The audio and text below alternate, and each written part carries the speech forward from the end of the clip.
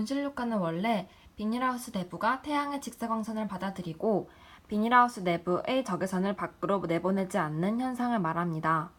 이 현상을 통해서 비닐하우스는 기온이 낮아도 하우스 내부 온도를 적정하게 유지할 수 있습니다. 일부 학자들은 이 효과를 대기효과라고 칭하기도 합니다.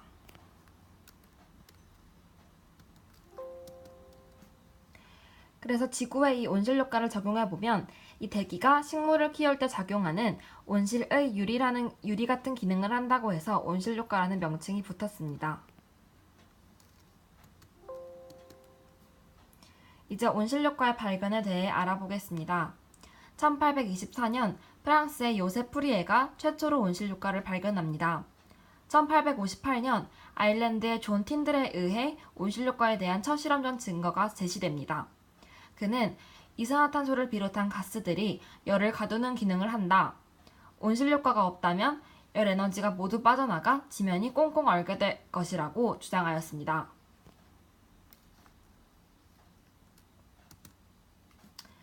또한 아레니우스는 과거의 온실효과가 적었던 것은 빙하기의 영향이었고 지구의 기온을 올리는데 온실효과가 큰 기여를 할 것이라고 주장했습니다. 그는 두 가지 예언을 했는데요.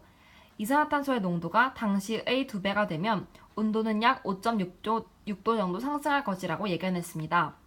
실제로 그때 당시 이산화탄소 농도의 2배가 된 현재 6도 정도 기온이 상승했으므로 거의 동일한 수치를 보인다고 할 수 있습니다.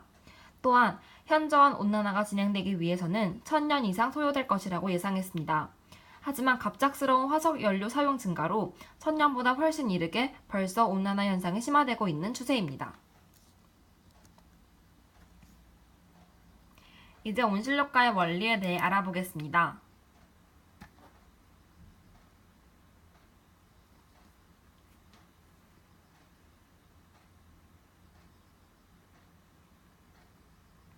태양은 지구를 향해 가시광선의 형태로 태양 복사 에너지를 내뿜습니다.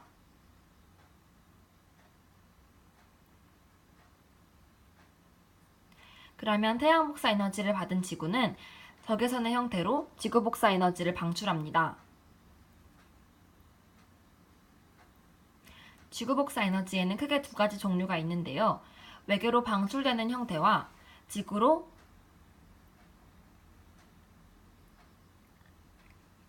다시 재복사되는 형태가 있습니다. 이렇게 재복사된 지구 복사 에너지는 온실기체를 만나는데요.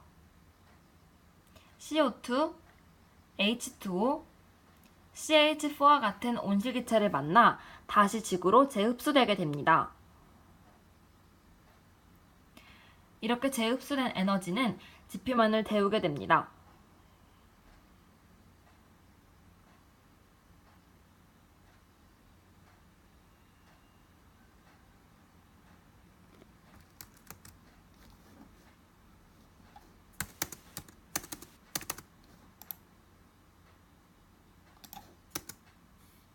그러면 온실효과에 대해 가장 큰 오해를 하실 것을 보겠습니다. 온실효과는 해로운 현상에 불과할까요? 아닙니다. 온실효과가 없다면 심한 일교차 때문에 생명체가 살 수 없는 환경에 놓이게 됩니다. 온실효과의 장점으로는 먼저 지구가 에너지를 재방출하여 전체적으로 지구의 복사 평형을 유지합니다. 또한 온실기체의 기능 중 대기 중의 에너지를 유지하는 기능 덕분에 우리가 살아갈 수 있습니다. 결국 대기의 온도가 상승해서 지구의 기온이 일정하게 유지되고 생명체가 살아갈 수 있는 환경이 조성되게 됩니다.